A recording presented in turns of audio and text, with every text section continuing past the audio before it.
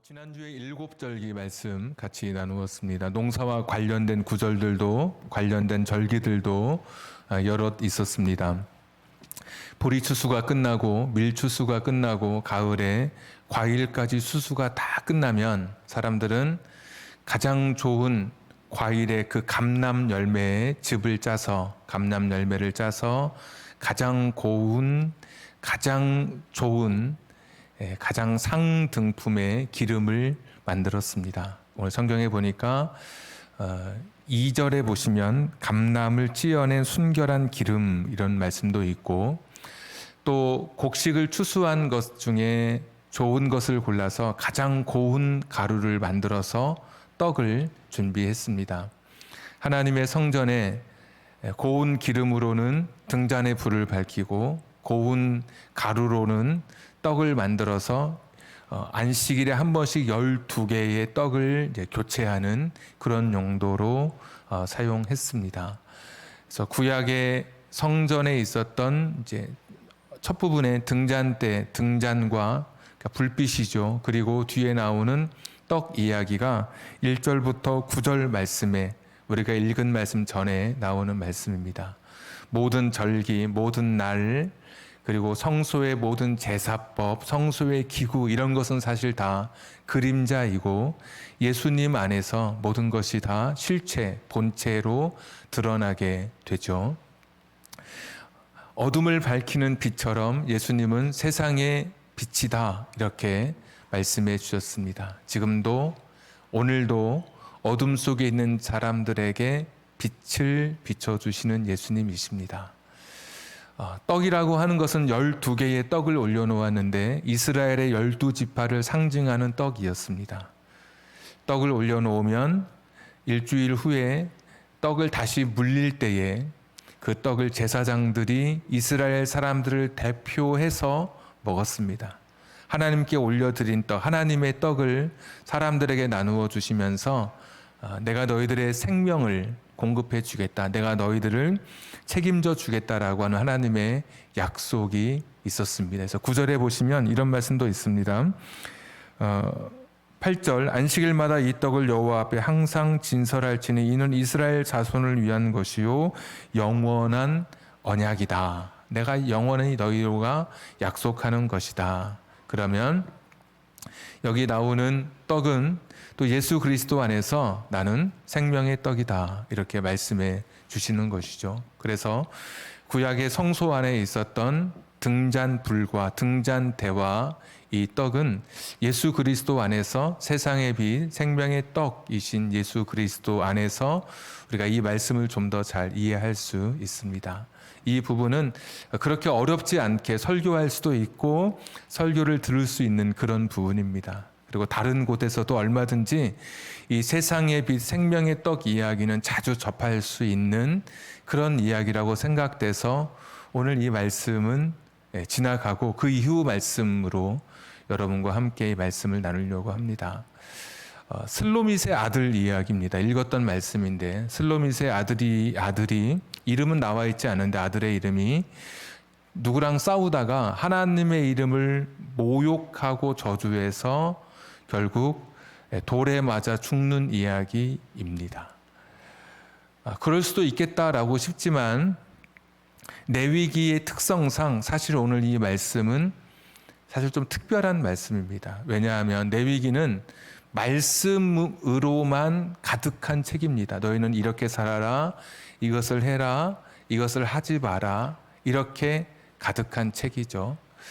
그런데 레위기에서 이런 개인적인 일화, 개인적인 사건, 그러니까 레위기에서 어떤 특정한 어떤 상황이 발생하는 이야기는 나답과 아비후라고 하는 이 사람들이 그러니까 아론의 두 아들들이 잘못된 불, 하나님이 허락하지 아니한 잘못된 불로 하나님께 향을 피우다가 불을 피우다가 죽게 된 이야기 하나 나오고 그 다음에 오늘 이 슬로밋의 아들 이야기가 나옵니다.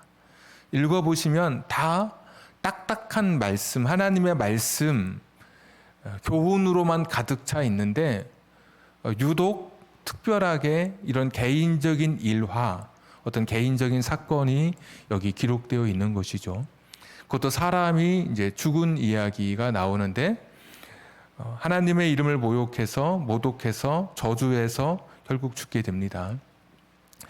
누구랑 싸우다가, 그러니까 사람이 싸울 때 보면 감정이 격화돼서 할 말과 하지 못할 말이 있는데 이 사람은 자기 감정을 억누르지 못하고 하지 않아야 할 말을 해버린 것이죠. 우리도 누군가와 피치 못해서 싸워야 한다면 가족의 경우도 있고 친구일 경우도 있고 그렇지만 넘지 않아야 할 선이 있다고 하죠. 가령 가족끼리 싸울 때는 남편과 아내가 싸울 때는 상대방의 가족에 대한 이야기, 친정이든 시댁에 대한 이야기는 하지 않는 것이 그것이 어떤 넘지 않아야 할 선인 것이죠. 그리고 싸우면서도 그 사람의 행위, 잘못에 대해서는 서로 이야기할 수 있지만 그 사람의 인격을 건드리거나 그 사람의 마음에 너무 큰 상처를 주는 언어를 사용하는 것은 멈춰야 하고 거기는 넘지 말아야 되는 것이죠. 근데 오늘 이 슬로밋의 아들은 싸우다가 그냥 하나님의 이름을 모욕하고 저주하면서 결국 자신의 죽음을 맞이하게 됩니다. 그런데 오늘 이제 이 이야기 다음에 나오는 또 그 구절이 17절부터 말씀이죠. 제가 한번 읽어보겠습니다. 사람을 쳐 죽인 자는 반드시 죽일 것이요 짐승을 쳐 죽인 자는 짐승으로 짐승을 갚을 것이며 사람이 만일 그의 이웃에게 상해를 입혔으면 그가 행한 대로 그에게 행할 것이니 상처에는 상처로 눈에는 눈으로 이에는 이로 갚을지라 남에게 상해를 입힌 그대로 그에게 그렇게 할 것이며. 이 이야기도 평범한 이야기죠. 이미 출애굽기 21장 22장에 보시면 이거보다 거의 한 10배 이상으로 더 자세하게 말씀해 주셨습니다. 근데 이 이야기를 또 갑자기 하나님께서 하고 계신 겁니다. 항상 성경을 읽을 때 이제 궁금증을 가지고 읽는 게 가장 좋죠. 왜 이런 말씀을 하셨을까? 왜 이런 이야기가 여기에 들어있을까? 이제 자꾸 물어보게 되는 거죠. 슬로밋의 이야기가 들어간 것도 참 특별하고 출애굽기에 보면 되게 사건들이 많아요. 누가 원망하고 누가 불평하고 누가 무슨 일이 있고 모세가 누구에게 찾아가고 이런 이야기가 많은데 레위기는 그런 게 없잖아요. 사람은 어떻게 살아야 된다, 이렇게 해야 된다, 저렇게 해야 된다, 제사는 어떻게 해야 된다, 이런 말씀이 많은데 슬로밋의 아들 이야기가 들어간 것도 특별하고 그리고 나서 이어지는 말씀이 다시 교훈이 등장하는데 전에 했던 말씀이 또 반복되고 있는 거예요. 누구를 죽였으면 네가 죽음으로 네가 그걸 갚아야 된다. 네가 누구를 상하게 했으면 이를 상하게 했거나 눈을 상하게 했으면 너의 눈으로 너의 이로 그것을 갚아줘야 된다. 그러니까 배상을 해야 된다. 이런 말씀이 등장하는 것이죠. 이렇게 보면 앞부분에 24장의 등잔불과 이 떡 이야기는 설교하기도 좋고 사실 설교를 듣는 입장에서도 너무 편한 그런 본문입니다. 설교를 하는 사람도 굉장히 쉽습니다. 그런데 오늘 슬로밋의 이야기는 설교하는 사람도 좀 까다롭고 듣는 분들도 조금 까다로울 수 있어요. 근데 왜 하나님께서 이 슬로밋의 이야기를 여기다가 집어넣었을까? 그리고 슬로밋의 이 사건이 끝난 다음에 왜 평소에 하셨던 말씀인데 누구 때리면 갚아주고 누구한테 상해를 입히면 그대로 그러니까 동해 보복법, 동해 복수법 학교 다닐 때 이제 보면 책에 나오는 누구에게 어떤 해를 입히면 똑같이 그걸 복수할 수 있는 법 이거를 이제 또 말씀하고 계신 거죠. 자, 슬로밋의 이야기는 어떤 게 숨겨져 있을까? 사람들이 이 슬로밋의 아들이 하나님을 모독하고 하나님을 저주했다는 이야기를 듣고 좀 특이한 게 있습니다. 원래 2명 이상 증인이 있으면 즉결 처형이 가능하겠죠. 왜? 증인이니까 지금도 오늘날도 신성 모독, 호란을 불태우면 경찰의 공권력이 작동하지 않습니다. 사람들 수백 명이 모여서 뭐 불과 몇 달 전, 1년 전에도 그런 사건이 실제로 일어나고 있어요. 코란을 불태우면 신을 모독했다 그래서 사람들이 그 사람을 죽입니다. 경찰도 손을 대지 못할 정도로 사람들의 그 분노 이런 게 크죠. 근데 오늘 싸우다가 뭐 싸움 구경하느라고 사람들이 많이 모여 있었겠죠. 보면은 많이 사람들이 모여 있어요. 그런데 오늘 이 모욕하고 저주하는 것을 들으면서 한번 말씀 보시면 12절 그들이 그를 가두고 여호와의 명령을 기다리더니 11절에는 이스라엘 여인의 아들이 여호와의 이름을 모독하며 저주함으로 무리가 끌고 모세에게로 가니라. 그러니까 즉결 심판 이런 게 없이 사람들은 모세에게 데리고 가고 모세와 또 사람들은 또 여기서 기다리고 있는 것이 좀 특징인 거예요. 왜 그랬을까? 그냥 이거는 기다릴 것도 없이 신을 모독했으니까. 스데반도 신을 모독했다고, 신성 모독, 하나님을 모독했다고 그래서 돌에 맞아 죽었잖아요. 이 법에 의해서.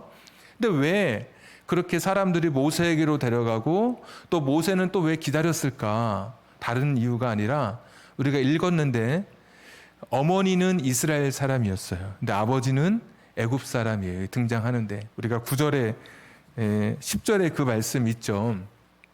그러니까 왜 기다렸냐면 혼혈아라서 기다린 것이죠. 사람들이 혼혈아, 반은 이스라엘 사람이고 반은 아닌 거예요.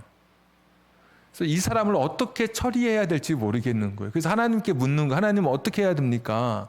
하나님을 모독했는데 우리가 이스라엘 사람 같으면 그냥 죽일 텐데 당연히 신의 이름으로 처형을 할 텐데 이 사람은 반은 이스라엘 사람이고 반은 아니니까 이 사람은 이런 사람은 어떻게 해야 됩니까?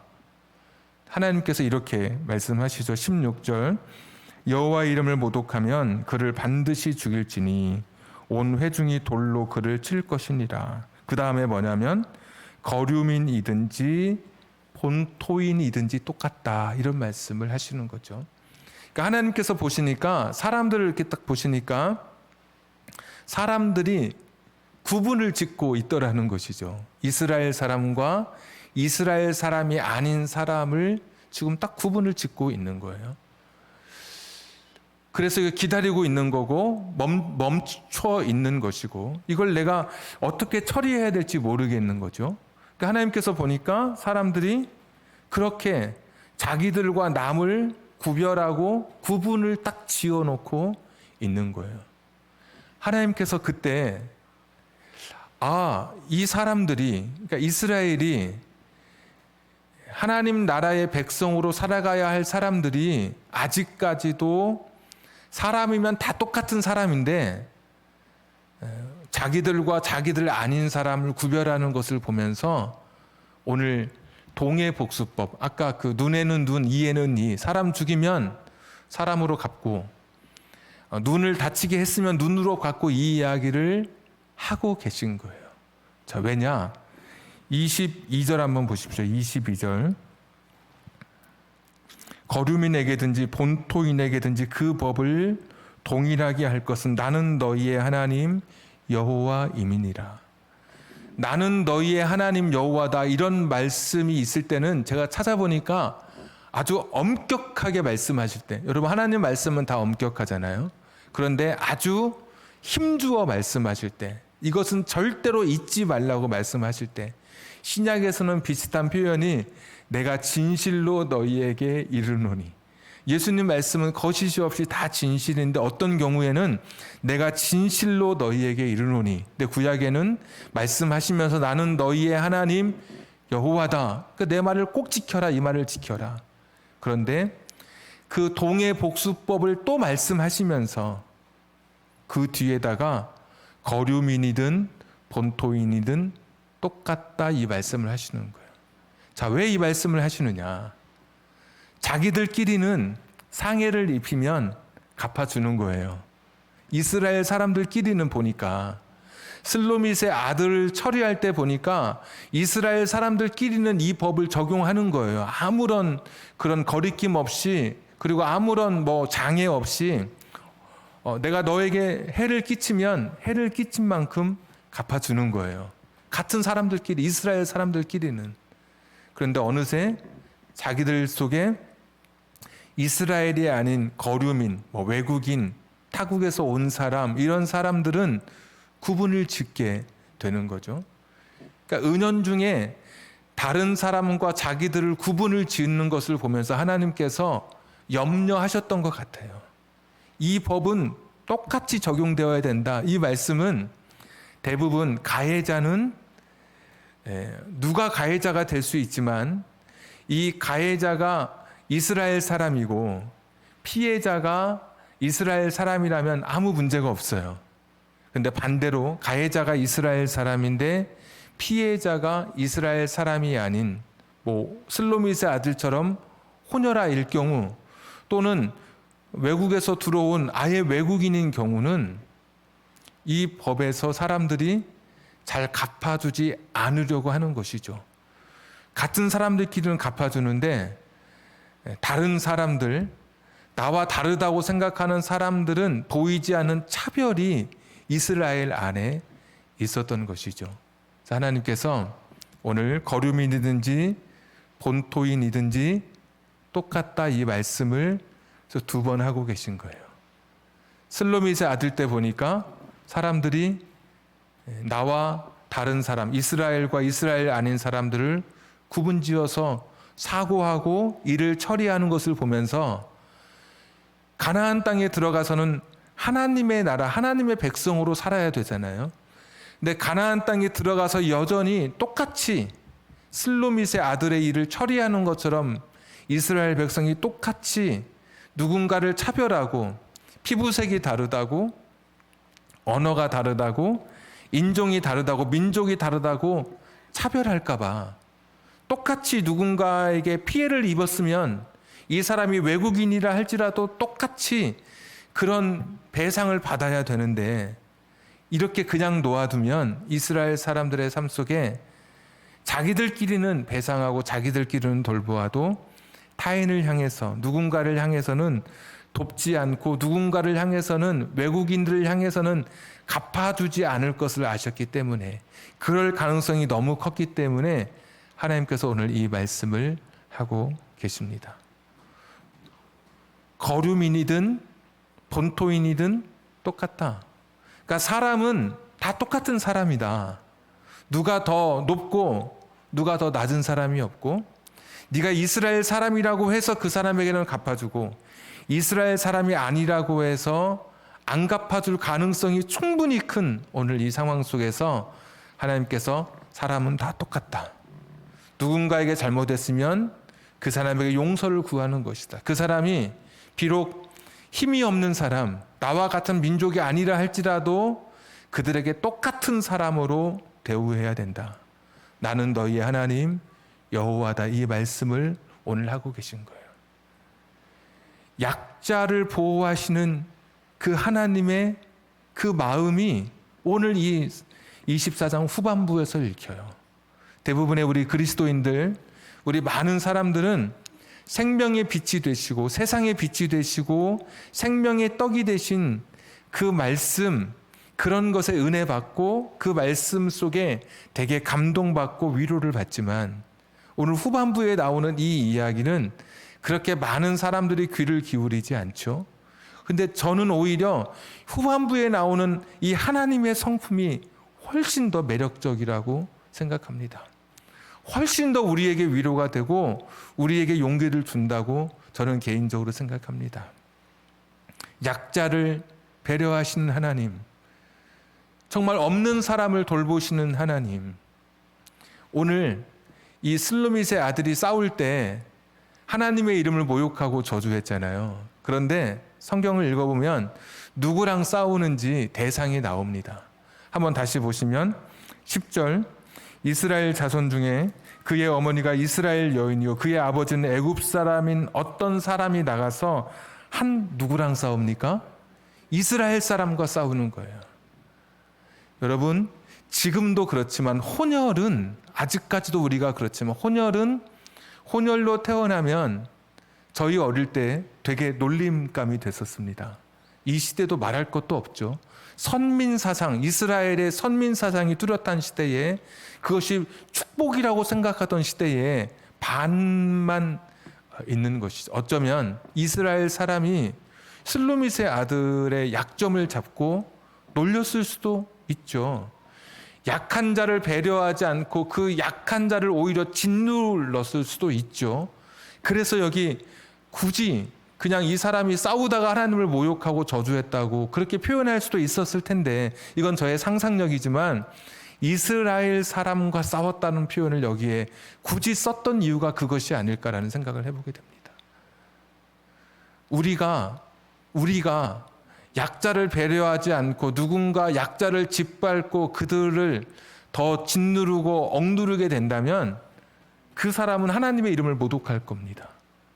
아마 제가 슬로밋의 아들로서 이스라엘 사람들이, 이스라엘 같은 청년이 나를 그렇게 비웃고 나의 약점을 그렇게 했다면 아마 저는 그렇게 외쳤을 것 같아요. 니네 하나님이 그렇게 가르치다? 하나님이 그것밖에 안 되냐? 충분히 신성 모독이죠. 이게 그럴 수 있죠. 그런데 아마 억울해서 그렇게라도 외치지 않았을까 싶어요. 우리가 세상에서 약자를 배려하지 않고 누군가를 돌보지 않으면, 나와 다른 사람들에 대해서 넓은 마음, 열린 마음을 갖지 않으면 그 사람은 우리가 믿고 있는 하나님을 모독하고 충분히 저주하게 될 거예요. 그런 가능성이 아주 충분한 거예요. 외국에 노동자들이 우리나라에 많이 오게 됩니다. 어떤 대우를 받는지 TV를 보면서 가끔씩 보면 정말 깜짝 놀랄 때가 있습니다. 추운 겨울에 비닐하우스에서 주택을 주는 거예요. 집을. 전부는 아니겠으나 화장실도 정말 사용할 수 없는 그런 수준의 그런 집을 숙소로 줘요. 다른 데로 제대로 옮겨가지도 못하죠.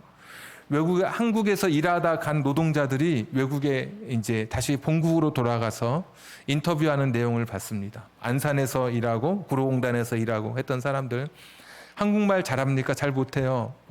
한국말 아는 거 뭐 있습니까? 첫 번째가 빨리빨리, 두 번째가 욕이에요. 욕.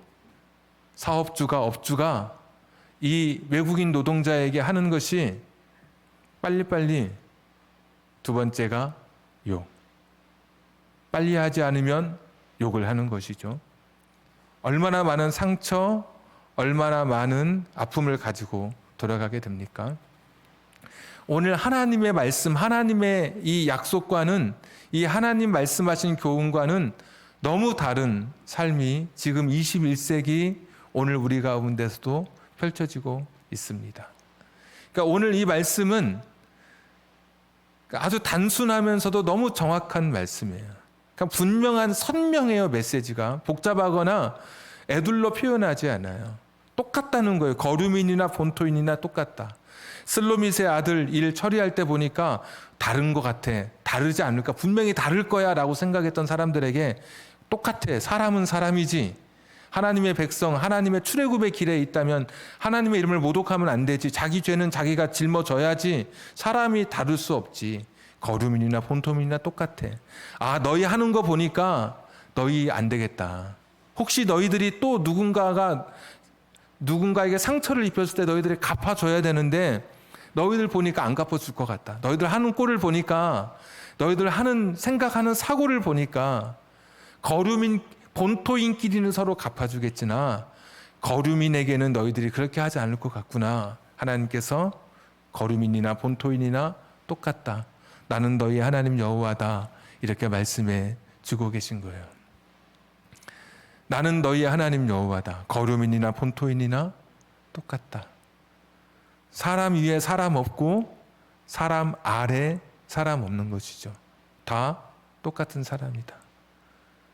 구약의 하나님, 출애굽의 하나님, 오늘 우리가 읽고 있는 레위기 24장의 하나님은 여전히 약한 사람에 대한 관심과 배려를 가지고 우리에게 살아가라고 말씀해 주고 계십니다.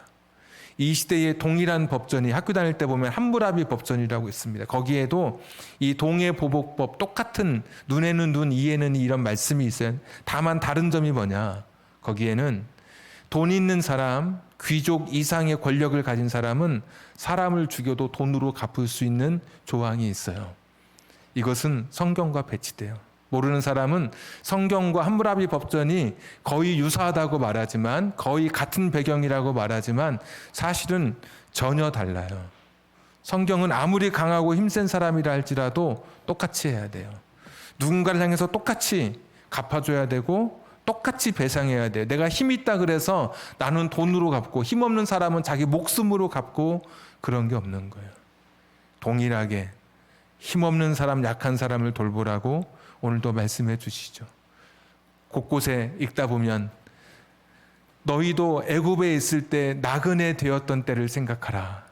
계속 주님 말씀하셔요. 너도 옛날에 나그네였을 때 얼마나 서러웠느냐. 나그네를 돌봐라. 나그네의 마음을 너희들이 이해해라. 말씀 계속해 주고 계신 거죠. 이게 하나님의 그 마음인 거예요. 약자 배려, 약자를 사랑하고 돌보라고 말씀해 주시죠. 없는 사람에게 먹을 것을 주고 옷을 입혀주고 하나님께서 다 기억해 주시는 것들이죠. 이 시대에도 우리의 눈은 나와 같은 사람과 나와 같지 않은 사람을 자꾸 구분하게 되죠. 선을 긋죠. 이 사람이 이 선을 넘어서 내게 오지 못하도록 장벽을 치게 되죠.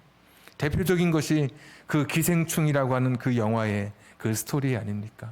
선을 넘어오는 그런 사람들을 거부하는 그런 부자들의 그 이야기. 선 저 너머에 있어서 비가 올 때 그 낮은 곳으로 점점 내려가서 물차오르는 그 지하의 그 집까지 점점 내려가는 인생의 또 단면을 보여주고 있죠. 그리스도인들은 그 선을 걷어치우라고 하는 것이죠. 나보다 못하고 나보다 연약한 사람, 더 힘들어하는 사람들을 향해서 마음을 열고 그들을 나와 같은 사람으로 받아들여라. 레위기의 말씀은 가나안 땅에 들어가서 너희들 이렇게 살라는 말씀이에요.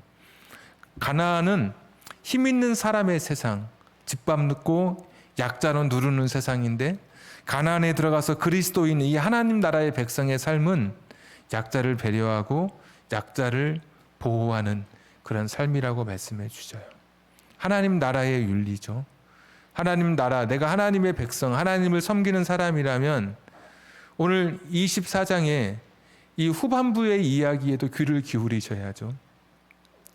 세상의 빛, 생명의 떡, 여기에만 열광하고 이 말씀에만 호응하고 응답하는 것이 아니라 약자 배려에 대한 관심을 가지시고, 정말 갑작스러운 에피소드로 슬로밋의 이름까지 있는 거 보니까 누구의 딸 슬로밋 나오는 거 보면 실제 일어난 그 사건을 보면서 하나님께서 예정에도 없는 그 말씀을 뒷붙여서 말씀해 주시는 거예요. 야, 사람은 거류민이든 본토민이든 똑같아야 돼. 차별하면 안 돼. 약한 사람 돌봐야 돼. 이렇게 말씀해 주셔요.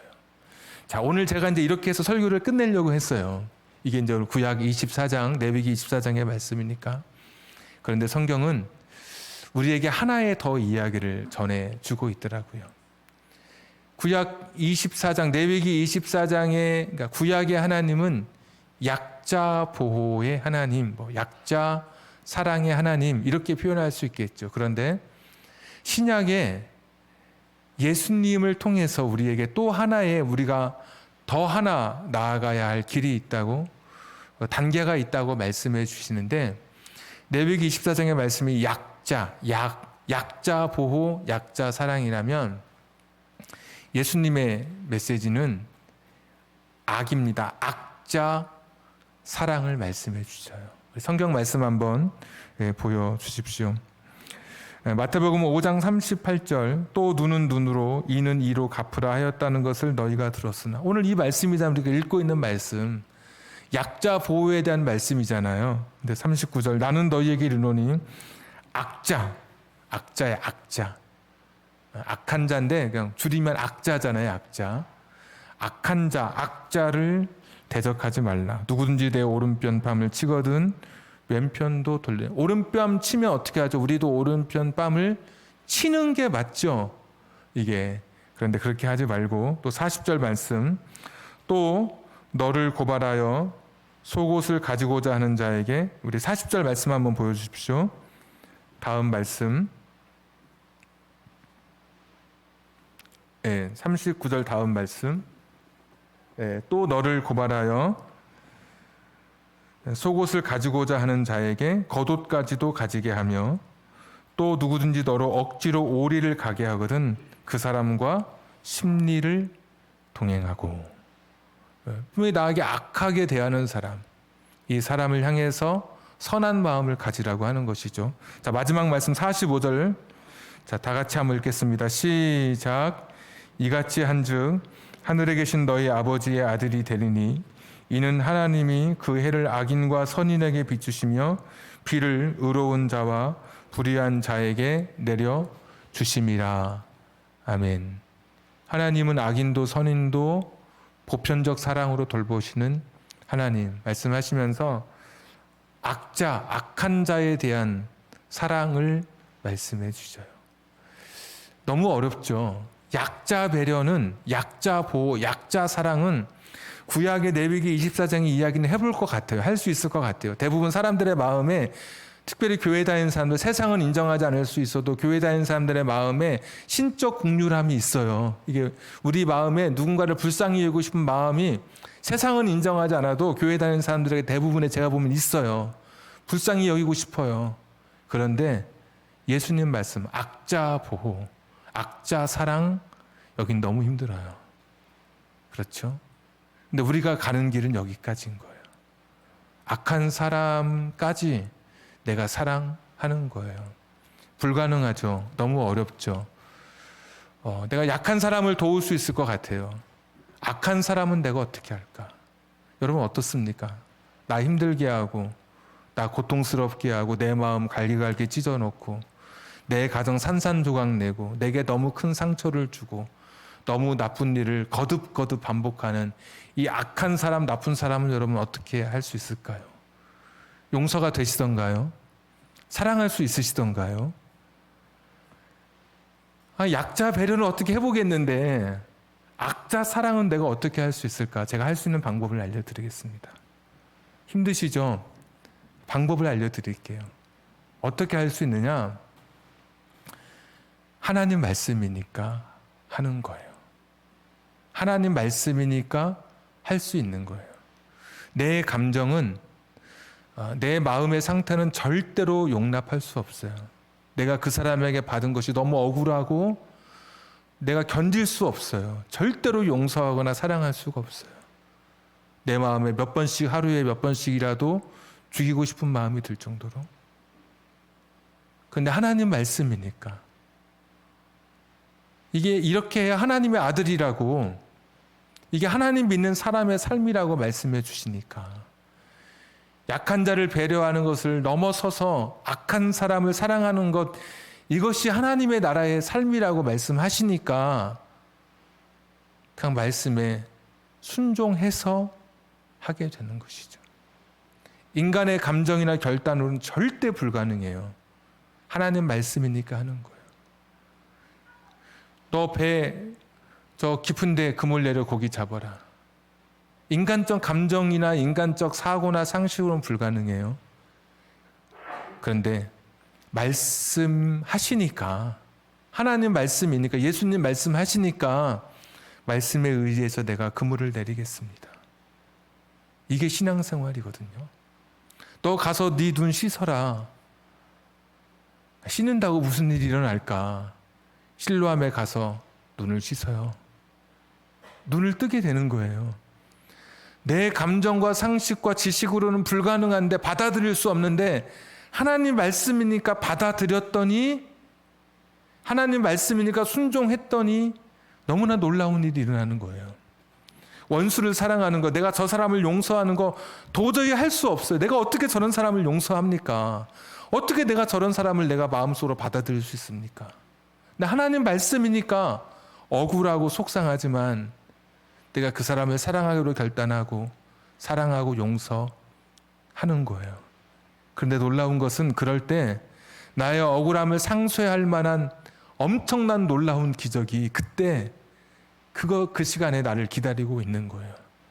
평소에는 일어나지 않던 기적이 내가 원수를 사랑할 때, 하나님 말씀에 따라서 말씀이니까 내가 그 사람을 용서할 때, 그 전에 용서하지 못하고 사랑하지 못했던 때에 일어나지 않았던 그 기적들이, 내가 그때는 누릴 수 없었던 내 마음의 평안과 기쁨을 그때 누리게 되는 거예요.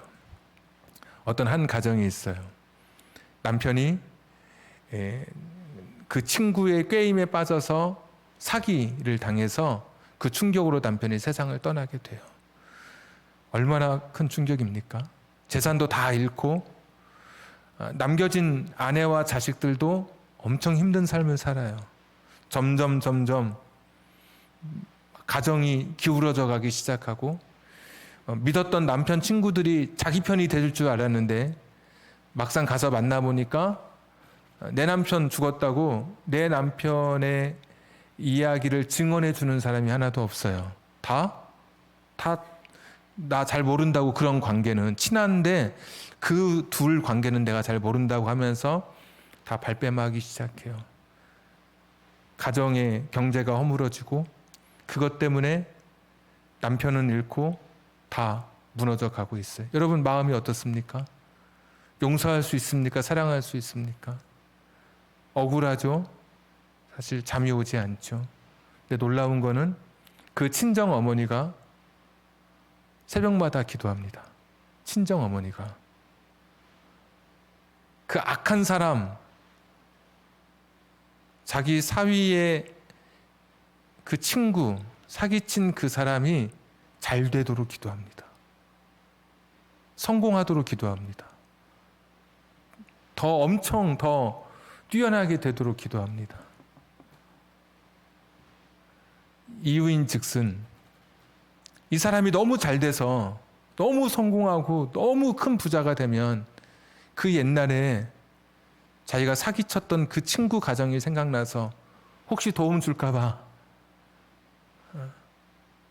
그때 가면 자기 마음속에 그 옛날 그 친구 미안한 마음 들어서 옛날 사기친 돈에 얼마라도 다시 이렇게 돌려줄 수 있지 않을까 해서 그 친정 어머니는 새벽마다 기도하는 거예요. 여러분 이게 다르더라고요. 이게 생각이 다르고 완전히 사고의 반전인 것이죠. 그렇습니다. 우리가 인생을 살면서 악한 사람 용서하는 거 너무 어렵고, 나쁜 사람 용서하는 거, 사랑하는 거 너무 힘들어요. 근데 평생 그렇게 살면 내 마음의 응어리도 역시 그대로 머물러 있는 거예요. 그 사람을 향한 원망과 미움을 가진 채 그냥 그대로 가지고 살아가는 거예요. 예수님 말씀은 사랑해라. 악한 자까지도 사랑해라.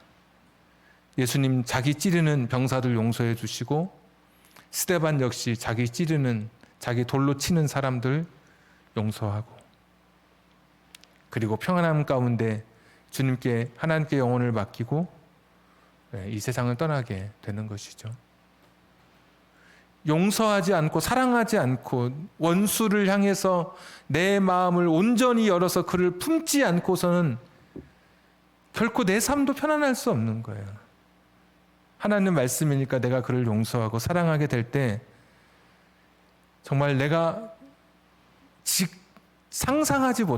지금은 상상하지 못할 그 기쁨과 그 감사와 축복을 여러분 분명 경험하게 될 거예요. 여러분 마음속에 용서하지 못할 사람, 지금도 누군가가 떠오른다면, 내가 사랑하지 못할 사람, 받아들일 수 없는 사람이 있다면, 하나님 말씀이니까 약자 배려를 뛰어넘는 악자를 사랑하라고 말씀하시는 하나님 말씀이니까 그 말씀에 순종하십시오. 그 말씀대로 한번 살아가 보십시오. 지금과는 상상할 수 없는 큰 축복. 내가 원수를 사랑할 때 더 좋은 것으로 갚아주시는 주님의 은혜가 여러분 삶에 분명히 있을 거예요. 눈물 날 겁니다, 여러분. 원수 사랑할 때 눈물 안 나면 가짜예요. 내가 누구 용서할 때 눈물 안 나면 가짜예요.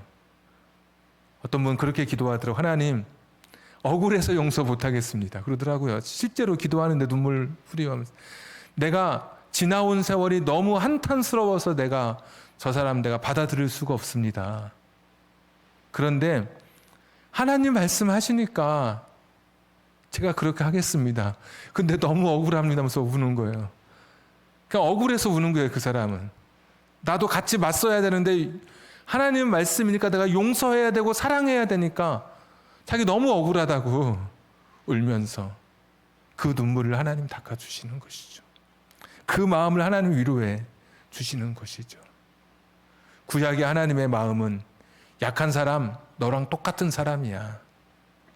거름이든 본토이든 똑같아. 다르게 취급하지 마. 그들, 너의 일원으로 너와 똑같은 사람으로 그들 품어. 신약에서의 예수님은 그걸 뛰어넘어서 악한 사람까지도 눈에는 눈, 이에는 이, 너희들 그렇게 배웠지. 그래, 그게 틀린 건 아니야. 그런데 나는 너희에게 다시 말해줄게. 원수까지도 사랑해라. 하나님이 악인과 의인에게 비를 내리고 햇빛을 내려주는 것처럼 너희도 사랑해라.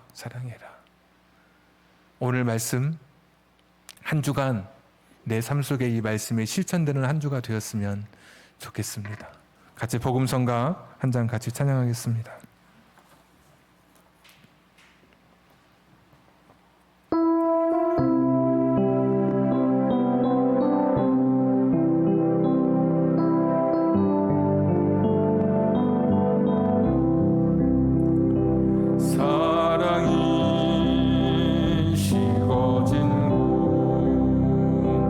거기 주님이 계시네.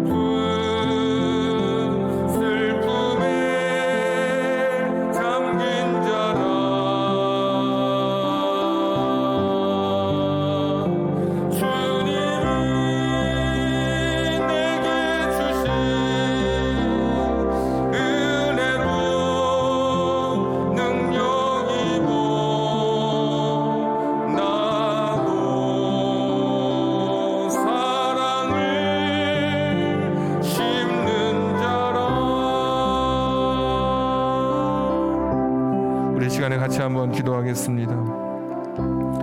슬로밋의 일을 보면서 사람들이 다른 사람과 자기들을 차별하는구나, 다르게 생각하는구나 하시면서 약자를 배려할 때는 똑같다고 말씀해 주시죠. 거루민이나 본토인이나 똑같아.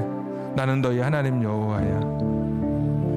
약자를 배려하라고 말씀하셨고, 신약의 예수님은 이제 우리에게 약자를 넘어 악자를 사랑하라고 말씀해 주시죠.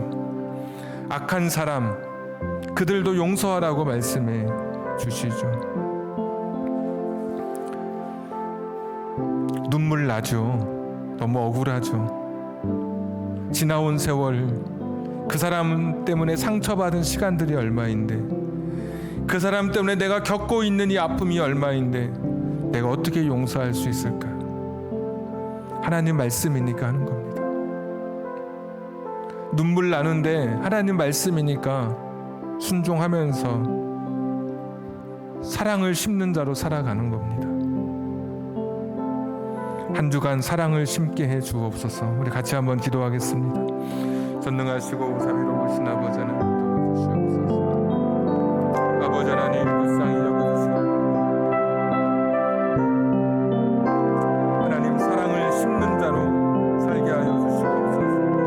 약자 배려를 넘어 악자를 사랑하는, 약자를 사랑하는 걸 넘어 악자를 사랑하는 그 자리에까지 서게 하여 주시옵소서. 악한 자, 나를 고통스럽게 한 자, 나의 인생에 눈물을 흘린 자를 사랑하게 하여 주시기를 빌고 원합니다. 여호와 자비로우신 아버지 하나님 도와주시기를 빌고 원합니다. 하나님, 나도 이 세상에 사랑을 심는 자로 살게 하여 주시옵소서. 하나님, 누구나 똑같은 사람이고 내가 그들을 배려할 수 있는 사람들 되게 하여 주시옵소서. 하나님 도와주시기를 빌고 원합니다.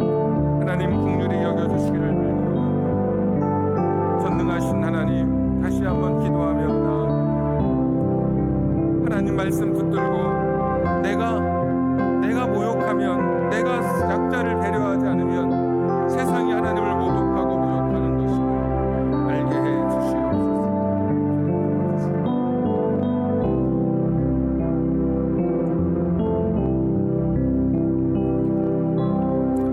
하나님 아버지,